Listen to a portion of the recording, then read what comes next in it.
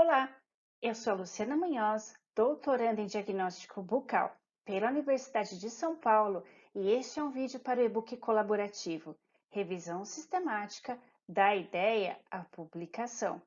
Neste vídeo, nós vamos falar sobre o Próspero, como é o registro da sua revisão neste site. A página de preenchimento do protocolo no site do Próspero possui vários campos em branco com instruções detalhadas de preenchimento. É muito importante que você leia essas instruções cautelosamente.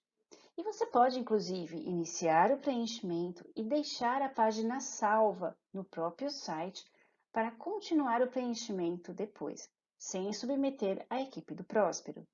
Que tal nós entrarmos no site do Próspero e analisarmos um por um dos itens que fazem parte do Essa é a registro? página de registro do protocolo da sua revisão sistemática. Ela possui campos com instruções de preenchimento. A qualquer momento você pode salvar o protocolo que está parcialmente preenchido, que ele ficará salvo neste ícone aqui, Meu Próspero, certo? Você também pode salvar em PDF, imprimir parcialmente ou após o preenchimento total do protocolo para enviar aí para um membro da equipe ou mesmo para o seu orientador, ok? Primeiro item, título da revisão. Aqui você já pode, porém não é obrigatório, colocar um possível título para sua revisão sistemática, para sua publicação da revisão sistemática. Lembre-se, é interessante que o título da sua revisão compreenda alguns itens da sua estratégia PICO, correto? Item número 2, língua original. Caso você não fale inglês, né, inglês não seja sua língua nativa, você pode sim colocar um título em uma outra língua para sua revisão, que ele estará demonstrado junto com o título em inglês, embora o preenchimento aqui da plataforma seja todo feito em inglês. Data de início da revisão. Ela pode ser tanto uma data passada quanto uma data futura, certo? Data de finalização da revisão.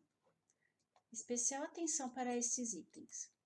É interessante que você coloque uma data que você pretende cumprir, ok? Para evitar que outros revisores registrem revisões semelhantes à sua, caso você não queira que isso aconteça, é claro. Lembre-se de manter essas datas sempre atualizadas. Caso você não consiga cumprir a data, venha na revisão, edite-a, ela fica salva no seu perfil, no Meio Próspero, ok? Edite essa data e coloque uma data mais para frente, correto? Estágio de execução da revisão. Aqui você já preencheu aquelas perguntas iniciais, antes de entrar na página de preenchimento do protocolo propriamente dito, certo? Também é muito importante que você, após o registro, conforme a execução avance em relação às etapas, entre de vez em quando no seu protocolo e atualize-o, ok? Próximo item, item número 6, nome do responsável pela acurácia das informações da revisão. O próprio sistema já vai preencher o seu nome e é interessante que seja você, afinal, só você vai poder editar a revisão. Dados de contato, nome da sua universidade, do seu grupo de estudos, telefone da sua universidade, enfim, dados sobre você. E aqui, dados sobre os membros da revisão. Os membros são aqueles alunos, professores, revisores que participam ativamente da revisão, ok? Título, né, várias opções, e-mail, organização, país, certo? E aqui você pode ir adicionando pessoas quantas forem necessárias. Pode remover, pode editar, certo? Por aí vai. Se a revisão tiver aí algum financiamento, você pode e deve colocar os números aqui que estão relacionados. Conflitos de interesse, caso houver. Colaboradores.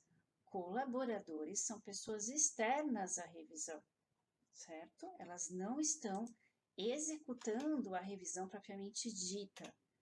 Elas são consultoras técnicas, aquele professor que é o seu orientador e que não está revisando propriamente dito, mas está te orientando em termos de análise de viés, qualidade, dúvidas técnicas, ok? Ou que vai resolver aí conflitos, né, entre os executores. Conflitos, no que eu digo, em termos de opiniões divergentes. Os próximos itens são itens estruturais da sua revisão sistemática de extrema importância, ok? Item número 15, questão da revisão. A questão da revisão é aquela pergunta que você faz da literatura. E é necessário, inclusive, junto à questão, delinear já a sua estratégia PICO, ok? É muito comum que os revisores coloquem a questão e, na sequência, os itens que fazem parte da sua estratégia PICO ou PICO-OT, certo? Dessa forma que é assim mesmo. Item número 16, bases de dados que você pretende utilizar na revisão sistemática. Todas elas. PubMed, Scopus, Web of Science, Embase, OpenGrade, se você vai procurar por literatura cinza. Caso você faça buscas manuais de literatura cinza, você também pode descrever aqui neste momento. Além disso, a restrição temporal da revisão, caso tenha uma restrição temporal, né, o período de início, fim aí das buscas em bases de dados, ok? Aqui, restrição temporal de buscas em bases de dados, não de execução da revisão, ok? E se você pretende ter aí alguma restrição em termos de idioma das buscas bibliográficas, então, por exemplo, essa revisão incluirá somente artigos em inglês, ou artigos em inglês, espanhol, japonês, árabe, ou somente em português, enfim, ou se não houver nenhum tipo de restrição de idioma, é só designar isso. Item número 17, estratégia de busca. Neste momento, todas as palavras-chave possíveis e imagináveis que vocês determinaram no DEX ou no MESH, certo? No caso aqui, como vocês devem preencher todos os itens em inglês, claro que as palavras-chave virão do MESH, mas vocês podem também procurar no DEX. Com todos os seus respectivos operadores booleanos. Lembram dos operadores booleanos? AND, OR, eventualmente NOT, se for o caso. Descreva aqui todas as combinações possíveis e imagináveis que vocês pretendem inserir uma a uma. Todas as combinações da forma mais completa possível. Nem que isso signifique que vocês façam aí uma lista gigantesca de combinações. Aqui é só um exemplo que eu estou determinando aqui. Vocês também podem criar essas combinações num arquivo à parte e fazer o upload aqui sem grandes problemas, ok? E tem a opção de deixar esse arquivo que vocês vão fazer esse upload disponível ao público ou não. Na sequência, item 18, condição ou domínio que está sendo estudado. E aqui você vai descrever brevemente a doença, a condição, o desfecho que você está revisando, certo? População que está sendo estudada e o formato que você deve inserir, critérios de inclusão ou exclusão. Por exemplo, de repente estou pesquisando osteoporose em mulheres na pós-menopausa, então critérios de inclusão. Mulheres na pós-menopausa, critérios de exclusão, mulheres que não estão na pós-menopausa, homens, e aí vai de acordo com o que você pretende revisar. Intervenção ou fator de exposição. Também você deve definir critérios de inclusão ou exclusão para esses fatores, tá? Controle ou grupos de comparação, né? Vamos imaginar, vamos para aquele meu exemplo das mulheres na pós-menopausa, certo? Critérios de inclusão para grupo controle. Mulheres que não estejam na pós-menopausa, ou eu quero comparar essas mulheres com homens, por exemplo. Então, critérios de inclusão, homens, certo? Critérios de exclusão, sei lá, e aí mulheres que façam uso de bisfosfonatos, né, que eles interferem no metabolismo ósseo, ou, por exemplo, mulheres que tenham tido menopausa precoce ou feito oforectomia, que é a remoção dos ovários, certo? E aí vai de acordo com a sua revisão, certo? Uma pergunta que você faz para a literatura. Tipos de estudo que você pretende incluir na sua revisão. Também, você deve colocar quais os grupos, critérios de inclusão, quais os tipos de estudo que você pretende incluir, certo? Por exemplo, eu quero ensaios clínicos randomizados. Eu quero incluir só relatos de caso, certo? Eu quero incluir artigos de pesquisa.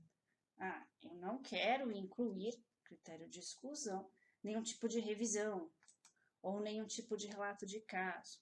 E aí vai de acordo com a sua revisão propriamente dita, ok? Contexto. Então, aqui você vai colocar um resumo dos detalhes que definem os seus critérios de inclusão ou exclusão, que você vai colocar o racional da sua revisão, certo? Item 24, principal ou principais desfechos. Aquele desfecho mais importante que você está pesquisando, ok? Como, por exemplo, se bisfosfonatos, vou dar um exemplo bastante simples, ok? Bisfosfonatos reduzem o risco de osteoporose. Um exemplo, é o desfecho principal. Medidas de efeito, que aí você pode expressar em risco relativo, odds ratio e por aí vai. Especialmente aqui é importante se você está trabalhando com uma meta-análise ligada a uma revisão sistemática.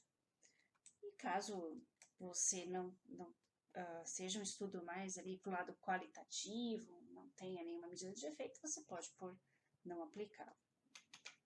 Desfecho secundário, certo? São aqueles desfechos adicionais. Voltando àquele meu exemplo dos bisfosfonatos, né? O desfecho principal é se ele reduz o risco ao desenvolvimento da osteoporose, ok? O meu desfecho secundário pode ser também se ele tem algum outro efeito, ou, por exemplo, se ele interfere na ação de anticoncepcional, exemplo, tá? Um exemplo esdrúxulo aí. Se ele causa um pouco mais de gastrite nas mulheres que consomem, e por aí vai. Com as suas respectivas medidas de efeito, ok? Elas devem estar descritas aqui. Item número 26, extração dos dados. Aqui você precisa descrever em detalhes como você pretende selecionar os estudos que farão parte da sua revisão. Por exemplo, a revisão será feita com o uso de um gerenciador para revisões sistemáticas. No caso aqui, eu vou citar o Ryan, que é o único que eu conheço e utilizo. No Ryan, eu pretendo realizar uma revisão com X membros e ela será feita por meio cego, ou seja, nenhum revisor sabe da decisão do outro, por exemplo. Se você pretende fazer aí uma seleção manual, os revisores iniciarão a seleção dos artigos lendo seus títulos. Os artigos selecionados por meio dos títulos terão os seus abstracts, que são aqueles sumários dos artigos, analisados. Na sequência, os artigos incluídos, após a análise dos abstracts, serão analisados de forma integral, né? No caso de discordância entre revisores, o consultor será consultado, ok? Ou se houver algum tipo outro de discrepância de opiniões entre os revisores, aqui você precisa determinar como essa discrepância será resolvida. Item número 27, análise do risco de viés, que é a análise do risco qualitativo, né, da análise qualitativa dos artigos que você pretende inserir na sua revisão. Neste momento, você precisa determinar e definir as ferramentas que você pretende utilizar, certo? Então, vou utilizar a ferramenta da Cochrane para estudos não randomizados, que é o Robinson, por exemplo. Descreve aí bonitinho, coloca o site. Pretendo utilizar a ferramenta do Jonah Briggs para relatos de caso, que você também pode e deve colocar o link que se encontra a ferramenta. Estratégia para a síntese dos dados. Neste momento, você deve descrever como vai sintetizar os seus dados, já pensando no seu artigo de publicação. Lembre-se de não ser genérica. Vou fazer tabelas, quadros e flowcharts. Não. Vou fazer tabelas que incluem o nome do autor, o ano de publicação, o país de origem. Pense em como você vai demonstrar os seus dados no seu artigo e já descreva aqui em detalhes. E em casos de meta-análise, você já deve colocar os modelos estatísticos que pretende utilizar e, se for utilizar algum software de análise de dados para meta-análise, descreva-o neste momento. Item 29, análise de subgrupos, se houver, tá? Por exemplo, eu estou revisando mulheres na pós-menopausa que fazem uso de bisfosfonatos, certo? De repente, eu gostaria de dividir essas mulheres na pós-menopausa de acordo com a idade que elas entraram na menopausa, né? Então, menopausa precoce, menopausa tardia, enfim, por aí vai, certo? Tipo e método da revisão, diagnóstica, epidemiológica, se ela for uma meta-análise, enfim, certo? O que vocês acharem que é cabível aí para a revisão de vocês. Aqui ele já vem clicado em revisão sistemática. Área de saúde, né, que se relaciona à revisão. E aí, o que vocês acharem que é cabível também, tá? Tem várias áreas. Vocês podem clicar várias diferentes, contanto que tenha relação com a revisão de vocês, certo? Língua de execução da revisão, país, outros detalhes de registro da revisão, caso ela já tenha sido registrada em outros locais diferentes, que não seja Cochrane, ok? Aqui o site, né, o URL de registro. Pode fazer um upload também do PDF da revisão, caso tenha. Planos de disseminação. O que é isso? Se vocês pretendem publicar a revisão, lembrem-se que o Próspero exige, né, que vocês disseminem aí a revisão, certo? Disseminar evidências científicas de alta qualidade. Então, aqui, pretendo publicar em uma revista científica, pretendo apresentar no congresso. Palavras-chave. E aqui as palavras-chave não são as mesmas da sua estratégia de busca, mas sim aquelas que vocês escolheriam para o seu artigo científico, tá? Detalhes de alguma outra revisão existente, do mesmo tópico, pelos mesmos autores, certo? Aqui, coisa nenhuma.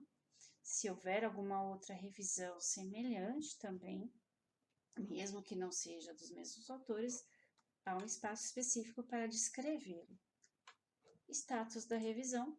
E aqui, da mesma forma que eu comentei com vocês que era importante manter atualizada a data e o status da execução da revisão, também é importante vocês sempre atualizarem aqui, né? Foi feita, mas ainda não foi publicada, olha só. Coloque uma data da publicação, aí você pode colocar uma data prevista, imaginando aí a publicação, né? Isso é um pouquinho complicado, né? Foi completa, está completa e já foi publicada, descontinuada. Ou seja, eu não pretendo mais continuar com a revisão, ela está à disposição para que outra pessoa possa copiá-la, né? Bin, updates, por aí vai.